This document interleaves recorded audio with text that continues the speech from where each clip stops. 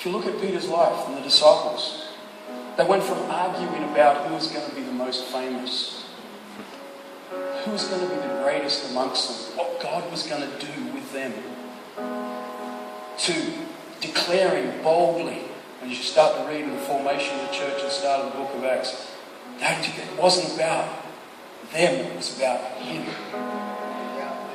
It was about making Him famous. It wasn't about which one of them was going to be the most famous. It was about, come on, we're about making Him. Let us tell you about Jesus. Prior, before they made that transition, before they journeyed into it, they're arguing about which one of us is going to be the most famous, who's going to be the most noted for what takes place, who's going to do perhaps the best things and the biggest things, which one of us is God's plan bigger for. And we think like that. Come on. There's a plan that we get to line up with. There's a purpose that we give ourselves to. And yes, it's specific because we play a part. If we're not careful, and see the challenge is, and the transition is, if we're not careful, we live our lives like this.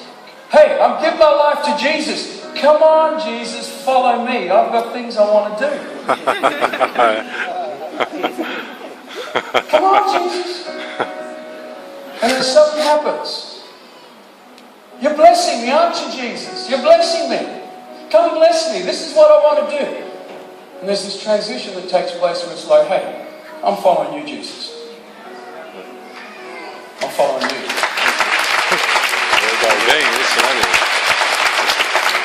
So I think that's the revival spirit. So come on, with the worship team, come up. That's the revival spirit. I'm following Jesus. I'm going to move out of this. Come on, you're following me. No, it's a real subtle thing.